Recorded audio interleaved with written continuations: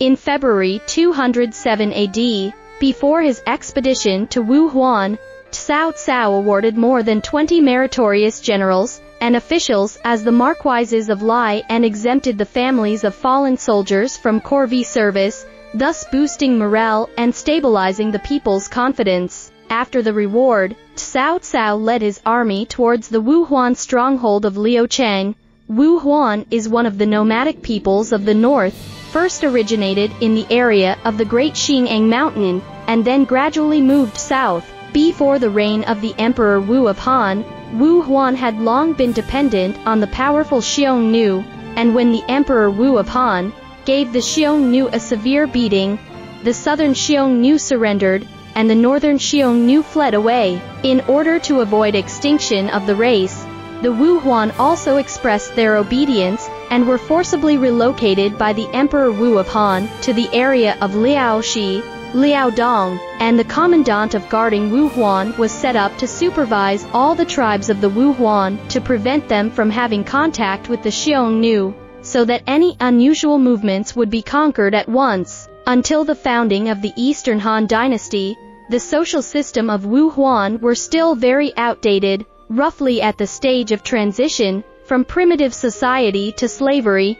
equivalent to the period of the legendary ancient sages in the Central Plains. Emperor Guangwu Liuzia's policy towards the Wuhuan is still to divide and disintegrate the tribes of the Wuhuan, allowing them to rule each other, preventing them from forming a unified tribal alliance, and continuing to dispatch the commandant of guarding Wuhuan to keep an eye on them. At the end of the Eastern Han Dynasty, the entire country was in chaos, and the national power was declining.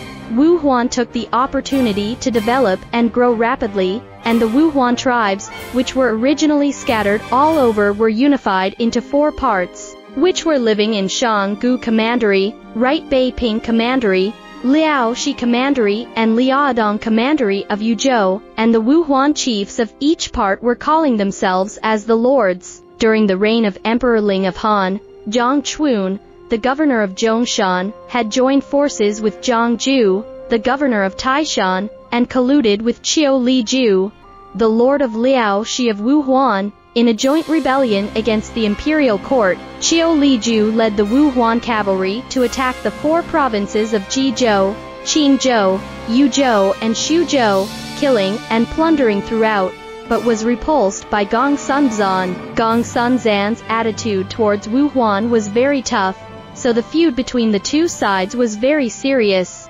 When Qiu Liju died, his son Lu Ban was still young, so he passed the throne to his nephew Ta Dan, who was valiant and resourceful, and soon earned the support of all Wuhuan. Wuhuan's strength reached its peak.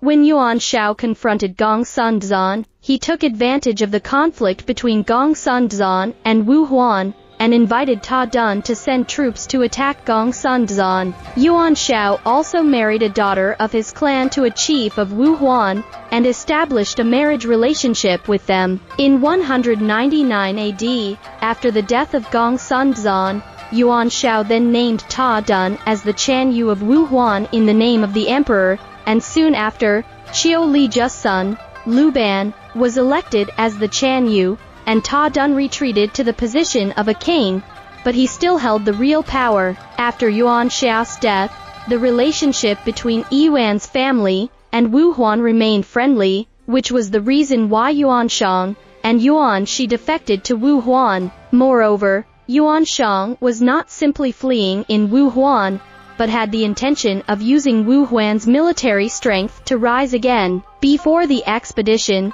Cao Cao called on his officials to discuss it, and most of them disagreed, mainly because they feared that Liu Biao and Liu Bei in Jingzhou might take advantage to attack the capital of Shudu, except Guo Jia, who urged Cao Cao to attack Wuhuan. Cao Cao has always valued Guo Jia's advice, as he has always been able to make accurate predictions about the future of the war and the enemy's psychology. For example, he advised Cao Cao to fight Yuan Shao, advised Cao Cao to attack Xuzhou before the Battle of Guandu, predicted Sun Cis death in advance, and caused internal strife between the Yuan brothers by watching from a distance, and so on. Guojia seems to have the power of the god, but in fact, behind every one of his predictions is an objective and careful analysis of the situation and the characters' personalities. For example, this time, Guojia believed that Liu Biao would not allow Liu Bei to sneak into Shu Du.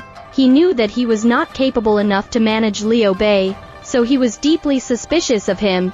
The two seemed to be united, but in reality they appeared to be separated. Once again, Cao Cao took Guojia's advice and made up his mind to go on an expedition against Wuhuan. In May 207 AD, Cao Cao arrived at Wuzhong with his army. The generals Cao Cao brought with him, this time, were Cao Chun, Zhang Liao, Xu Huang, Zhang He, Zhang Xiu, Yan Rou, and Xian Yufu, all cavalry leaders. Wuhuan has always been known for its valiant cavalry, which shows that Cao Cao is ready for a large-scale cavalry battle.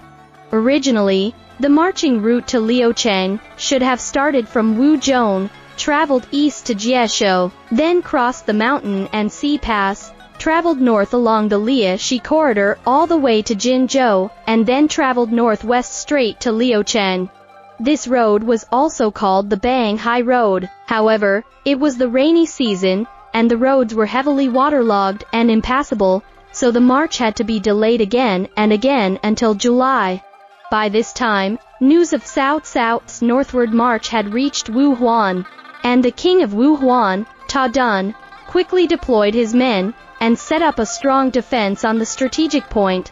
With all the odds against Cao Cao, retreating for the time being seemed to be the best option. At this moment, Tianqiu, a famous scholar from Wuzhong, who had just submitted to Cao Cao, said to him, during the time of Emperor Wu of Han, there was once a road leading from the fortress of Lulong to the Liucheng, and even though it has been broken down and severed for nearly 200 years, there are still hidden paths that can be found, so why don't we turn around, cross the danger, and then attack them? Ta Dun can be captured without a fight. Cao Cao took Tianqiu's advice and ordered his men to put up wooden signs by the roadside, writing that the road was now impassable and that he would wait until autumn and winter before marching again. Wuhuan's scouting cavalry saw Cao Cao's troops withdraw, and when they saw the writing on the wooden sign, they really thought Cao Cao had temporarily given up on the northern border. After returning to Wuzhong, Guojia suggested that they should abandon their provisions and travel light, so Cao Cao personally led his cavalry on the road, using Tianqiu as a guide, ascending Mount Shiwu, passing through the fortress of Lulong, and marching for more than 250 kilometers through this unpopulated area. There were no water sources or food supplies along the way, so Cao Cao's army had to dig wells and kill horses for food, killing thousands of horses before finally arriving at Baitan, then turning east over the vast mountains and into Pinggang. After more than a month's hard traveling, Cao's army arrived at White Wolf Mountain in August of the same year, which was still more than 100 kilometers away from Liucheng, but Wuhuan people discovered Cao's army's trail, so Ta Dun quickly assembled his troops. And together with Lu Ban, the Chan Yu of Liaoxi, Ning Chen, the Chan Yu of Right Bei Ping, Yuan Shang and Yuan Shi, which were in total of several tens of thousands of elite cavalrymen, they went to meet the enemy in the White Wolf Mountain. At this moment, Cao's army has no way to retreat, not only lack of water and food, but also no supply chariots and other provisions. Even the heavy armor of the cavalry soldiers, most of them have been abandoned on the road. After continuous marching, Cao's army is exhausted and physically exhausted, while Wuhuan cavalry not only outnumbered Cao's army, but also formed a complete formation to wait for their turn. At this moment, Cao's army could only fight to death, and once they were defeated, there was only one result waiting for them: total annihilation.